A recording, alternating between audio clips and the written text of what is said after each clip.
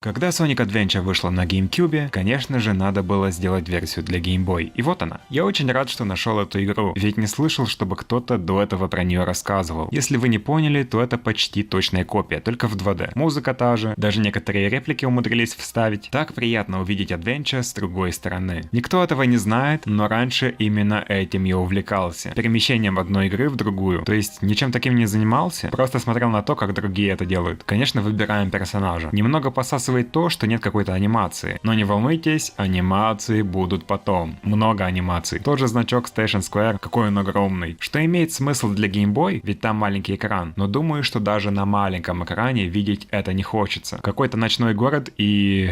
Какие смешные спрайты. Даже не скажешь, что это спрайты, а рисунки. Но эти сцены классные. Будучи фанатом Третьего Паука на Java, мне подобные сцены очень сильно заходят. Перевод немного другой, что работает лучше для этой версии. В оригинале есть озвучка, и можно понять, что персонажи имеют в виду по интонации. Но тут персонажи прямо говорят, что они имеют в виду. Вместо «что наверху», Соник говорит «интересно, что там». Лучше оценить. Кто-то скажет, что это скучно, но я скажу, что это гениально, потому что игра немного чинит диалоги. Да, убирает креатив, но это необходимо, отвечаю, ведь реплики сохраняют изначальный смысл, просто представлены по-другому. Да, это Green Hill. Появляется хаос и устраивает хаос. Но ничего, это его базовая форма, и его можно легко победить. Даже современный Tails справится. Мне так нравится, что эти сцены прям воссозданы точь-в-точь. Вы буквально получаете маленькую версию Sonic Adventure. Это так мило. Анимации. Даже буквы появляются. И интерфейс такой же. Соник управляется хорошо. У него есть эта приятная плавучесть из оригинала. Но это не значит, что защищен от пропастей. Да, в отличие от классики ты плывешь. Но это не значит, что игра проходится как два пальца Тейлза. Вот Homing Attack полная фигня. Потому что работает только когда ты очень близко. Что делает его бесполезным. А еще привык к другим играм, где на повторное нажатие кнопки прыжка происходит что-то другое. Чтобы вы понимали, я постоянно использую способности в Сонике. Так что активно нажимаю на кнопку прыжка в воздухе и делаю Homing Attack, когда мне это не нужно. Но это мои проблемы, конечно. Посмотрите, как хаос превращается. Прыгает словно дельфин, который есть в этой игре. Вот дельфин с глазами Соника. Не знаю, если эти шары наносят урон, но все равно продолжу уклоняться. Прицел завезли удобно, знаю, куда падает, и его переход такой быстрый. Hey, I'll play with you some other time.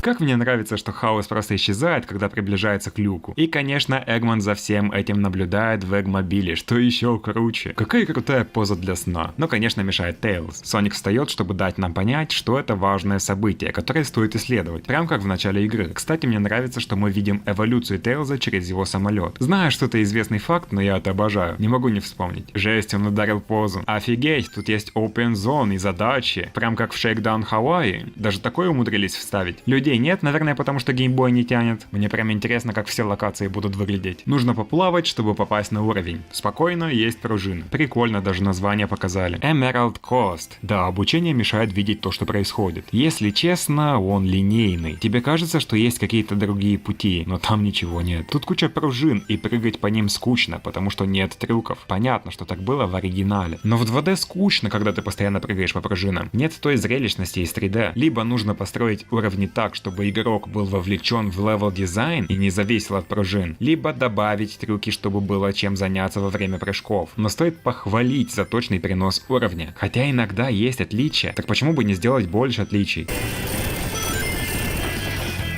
Как же я обожаю эти спецэффекты. Да, эти штуки такие же плохие, как и в оригинале. О да, можно бегать по стенам. Вроде работает плохо, а вроде и хорошо. Немного побегал, немного попрыгал, и уровень заканчивается.